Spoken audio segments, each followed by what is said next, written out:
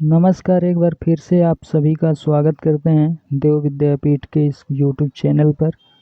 और आज के वीडियो में हम यूनिट 5 पढ़ने वाले हैं, जो कि बीए प्रथम सेमेस्टर लेक्चर 1 होने वाला है। राजनीति शास्त्र का या राजनीति विज्ञान, कुछ भी कह लीजिए, इसी का। ठीक है, तो बीए प्रथम सेमेस्टर है, लेक्चर फर्स्ट है आपका। राष्ट्रपति के बारे में आज हम पता करेंगे। उन्हें मतलब राष्ट्रपति कैसे बनते हैं, इनके बारे में शक्तियाँ क्या इन्हें दी गई हैं, राष्ट्रपति का चुनाव कैसे होता है, इनको कैसे हटाया जा सकता है, इन सभी चीज़ों के बारे में आज हम डिटेल में पढ़ने वाले हैं। तो ज़्यादा बड़ा वीडियो भी नहीं होगा, आप पूरा देखते रहिए। और इसके पहले हमने 4 यूनिट कवर करा दिए हैं। अगर नहीं देखे हैं तो प्लेलिस्ट का लिंक डिस्क्रिप्शन में दे दूँगा, वहाँ से जाके आप देख सकते हैं। तो चलिए हम शुरू करते हैं।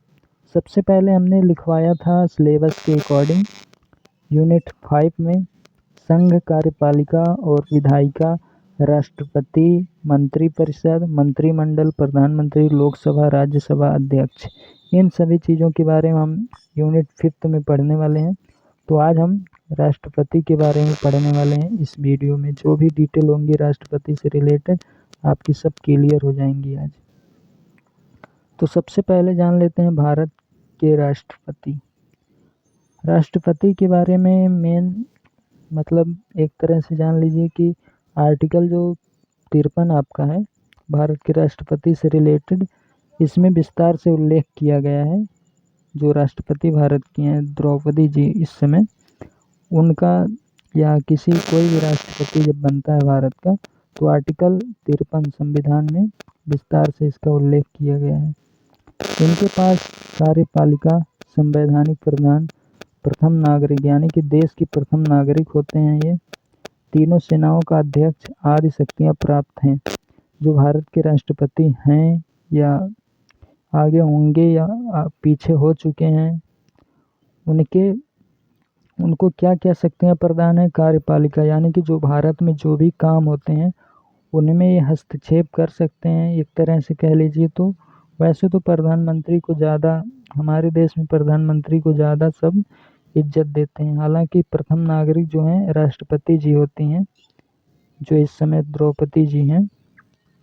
और संवैधानिक प्रधान यानी संविधान में जो भी छेड़छाड़ होगा बिना इनकी अनुमति या साइन किए हुए नहीं होना है, ऐसा हमारे संविधान में कहा गया है। और तीनों सेनाओं का अध्यक्ष यानी तीनों सेनाओं, जो जल, थल और वायु, जो भी मतलब तीनों सेना होते हैं, सबका ये हेड है, यानी कि राष्ट्रपति सब सेनाओं की हेड हैं।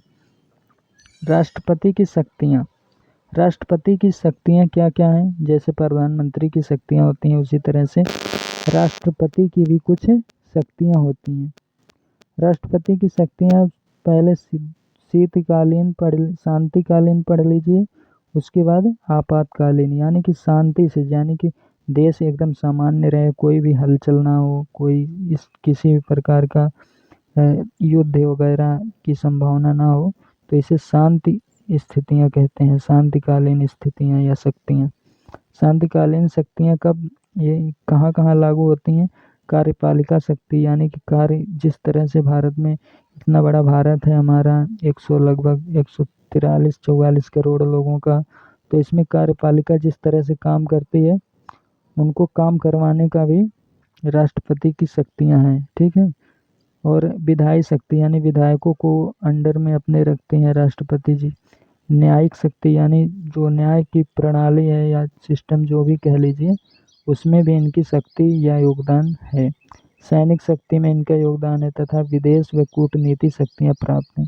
विदेश से रिलेटेड जो भी मुद्दे होते हैं, आप ज़्यादातर देखेंगे प्रधानमंत्री नरेंद्र मोदी जी ज़्यादा विदेशों का दौरा करते हैं। हालांकि राष्ट्रपति प्रथम नागरिक हैं भारत की, तो इन्हें ज़्यादा दौरा करना चाहिए, लेकिन हमारे देश में प्रधानमंत्री को ज़्यादा मान्यता दी जाती है।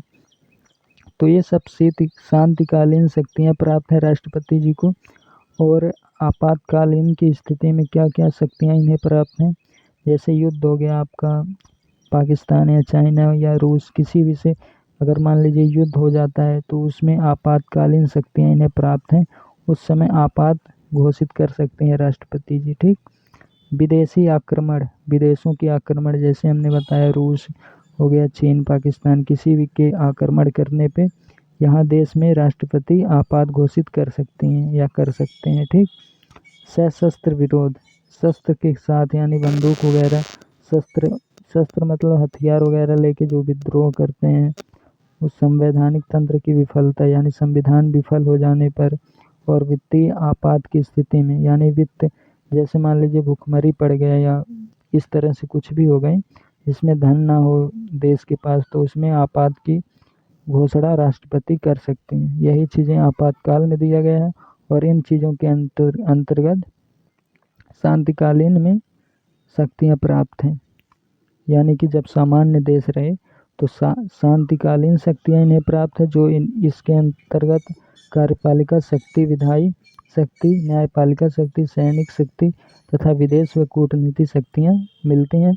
और जब भारत में या मान लीजिए कुछ भी हो गया, विदेशी आक्रमण हो गया या शस्त्रों से विद्रोह हो गया, संवैधानिक तंत्र में विफलता हो गई, वित्तीय आपात की स्थिति हो गई, भुखमरी वगैरह, तो आपात घोषित हो सकता है। इसे आपातकालीन शक्तियाँ कहते हैं जो राष्ट्रपति जी को प्राप्त हैं। ठीक। राष्ट्रपति का चुनाव कैसे होता है इसके बारे में समझ लीजिए, यह ज़्यादा ज़रूरी है आपको जानना। ठीक है। राष्ट्रपति का चुनाव आमतौर पे लोकसभा, जिस चीज़ का भी चुनाव हुआ है 4 जून को रिजल्ट आया है, मोदी जी जीते हैं, उस वही लोकसभा का चुनाव था। राज्यसभा का भी चुनाव होता है, प्रत्येक राज्य अपने अपने राज्य के लिए चुनाव कराते हैं, मतलब केंद्र सरकार ही कराती है राज्यों राज्यसभा के चुनाव और लोकसभा के भी। तो लोकसभा भी हुआ है जिसका रिजल्ट 4 जून को आया है, और राज्यसभा का इसी तरह से होता है। विधानसभा आदि के वोटों, जो लोकसभा है, राज्यसभा और विधानसभा आदि के वोटों के मूल्य का मतलब होता है वैल्यू। जैसे मान लीजिए किसी जिला में मान लीजिए 10,000 लोग हैं, तो उस जिले के जो सांसद होंगे, ठीक है, उस जिले के जो सांसद होंगे 10,000 वैल्यू उनकी हो जाएगी, एक तरह से 10,000 वैल्यू की इकाई हो जाएगी। इसी तरह से जहाँ से भी जैसे जैसे जिले के सांसद होते हैं, उनके सांसद या विधायक जो भी चीज़ें होती हैं यहाँ पे, उनके वोटों के मूल्य को इकट्ठा करके राष्ट्रपति का चुनाव किया जाता है। ठीक।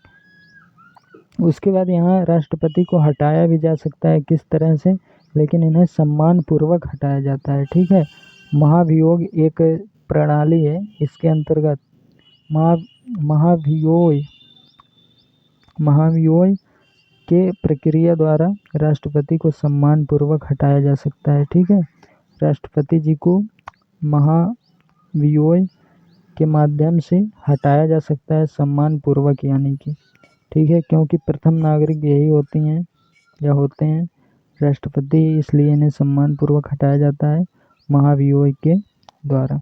तो आशा करता हूँ आज का वीडियो समझ में आ गया होगा। मिलते हैं नेक्स्ट वीडियो में, तब तक के लिए जय हिंद। अगले वीडियो में हम प्रधानमंत्री के बारे में बात करेंगे, जो लेक्चर 2 होगा।